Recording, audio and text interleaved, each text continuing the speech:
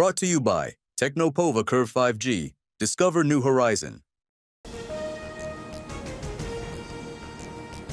शिंदेंचे सर्व मंत्री अजित पवारांवर नाराज. विकास कामांसाठी निधी मिळत नसल्याची तक्रार.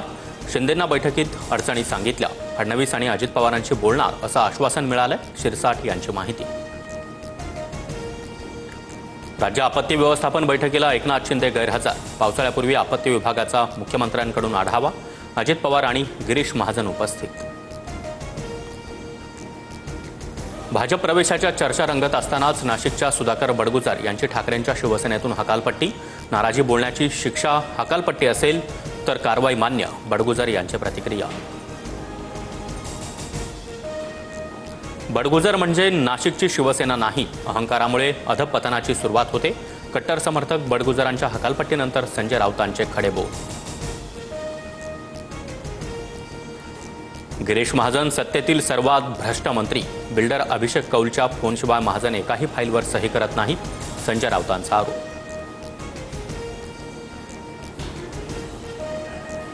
अभिषेक कौल नावाच्या व्यक्तीशी संबंध नाही. राऊतांच्या आरोपांवर गिरीश महाजनांचं उत्तर. तर राऊतांकडे महाजनांविरोधात पुरावे नसतील तर मी देणार. एकनाथ खडसेंचा देखील निशाणा. निधी मंजुरीवर माझ्यासह मुख्यमंत्री फडणवीसांची देखील स्वाक्षरी. मग शिंदेंच्या मंत्र्यांची नाराजी एकट्या माझ्यावरच का? निधी आरोपांवरच्या बैठकीत अर्थमंत्री अजित पवार यांचं मत. अंजली दमानियांकडून धनंजय मुंडेंविरोधातील पुरावे एसीबी कार्यालयात जमा. कृषी विभागामध्ये 350 कोटींचा घोटाळा झाल्याचा दमानियांचा नवा आरोप. वाल्मी कराडला बीडमध्ये ठेवण्यामागे अधिकारी सुपेकरांचाच हात. दमानियांसह सुरेश धसांचे आरोप. हगवणे प्रकरणामध्ये वादात आलेल्या जालिंदर सुपेकरांनी आरोप फेटाळले.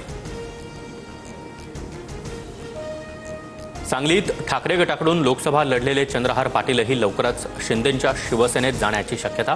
आपल्याला शिंदेंकडून ऑफर, मात्र अद्याप अंतिम निर्णय नसल्याचं चंद्रहार पाटलांचं ट्वीट. योग्य वेळी तुम्हाला तुमच्या मनातील बातमी कळेल. राज आणि उद्धव ठाकरे एकत्र येण्यावर संजय राऊतांचं वक्तव्य.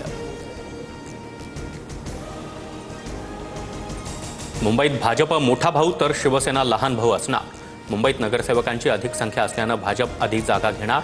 सूत्रांची माहिती.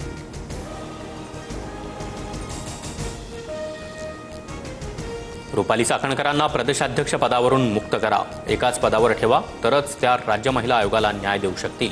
रुपाली चाकणकर यांच्याबद्दल रुपाली पाटलांची मागणी.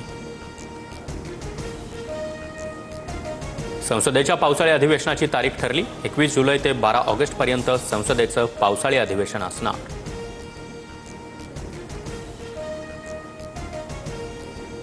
Brought to you by Tecno mobile. Discover new होरिझॉन.